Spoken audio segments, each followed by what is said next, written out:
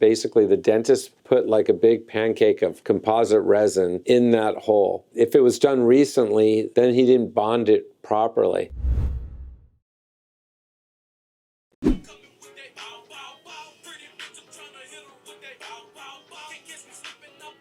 They had a cavity up there or something, but they had previous dental work done. Basically, the dentist put like a big pancake of composite resin in that hole. If it was done recently, then he didn't bond it properly. If there's any contaminant or any type of moisture or blood or saliva or anything got underneath or was on the tooth when they bonded it, it's not going to stay. It's just going to come right off. So when we bond things, we are meticulous about how we bond. We have to think on a cellular level. There can't be one molecule of anything on that tooth when we bond. When we have control over that situation like that, whatever we bond is going to stay for a long, long time. The material itself was too big for that restoration. What would I do in that instance? I would make a porcelain veneer. Composite bonding is really a temporary material. It's made to last maybe 3 to 5 years, and porcelain can last many, many, many moons longer than that. They can last indefinitely.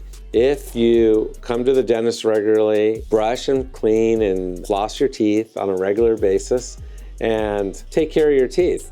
But bonding's like composite resin. It's made in the office. We call it a direct technique because it's not made in a lab, which we call an indirect technique. It needs to be made in a lab. That restoration needs to be one piece, formed to fit. And then we can bond it to the tooth structure and it will stay indefinitely and it would never come off. It's just a bad selection of dental material selection, either by the dentist or it was the patient's choice. Sometimes because money is involved, they're more expensive to do porcelain. And so people opt for a cheaper result, but they don't last as long. In dentistry, more than any other profession, you get what you pay for. If you pay for high quality dentistry, you're going to get long-lasting, beautiful dentistry that will stay with you. I would just do a porcelain veneer in that situation. Make it all one piece, would be gorgeous, and it would last a long, long time, and this would not happen to you. Dentist gave me acrylic night guard 2 hours ago.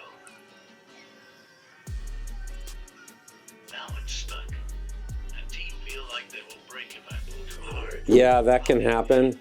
And especially when a mouthguard's brand new and it just came back from the lab, they could be tight. And the reason why is because we take digital impressions now and they're so form-fitting. The digital impressions are so accurate. It's like a photograph, so there's no distortion whatsoever. And a lot of times the lab won't compensate and they make them super tight. Many times when you just get them, they will actually loosen up in your mouth as the body heat and the temperature. And if you just use them and pull them on and off for, a week or so, they'll get looser and looser and looser. I don't really like making mouthguards on the top. And I usually make them on the lower jaw. And the reason why is because all the bones in your skull, they sort of they have little fontanelles. They're basically joined together, but they actually aren't like concrete. They're like little fault lines that actually breathe when you inhale and exhale. And so putting it on the top jaw, which is attached to the skull, can somewhat inhibit some of that breathing and stuff that we like bones to do. And so I like to put them on the lower jaw because it's a free floating bone. But most likely what I would tell the patient to do is either wait until the morning, take it off because it'll probably be a lot looser in the morning, or take your finger, nails, get right underneath it equally and pull down straight real hard. And I know it feels like your teeth are going to break, but typically they're not. Teeth are a lot stronger than plastic. Nothing will happen generally, but yeah, there are ways for us to loosen them also. But when that happens, the lab does it incorrectly. The lab we use in Beverly Hills, it's rare that it happens. We would either remake it for you or see if we can get it looser for you.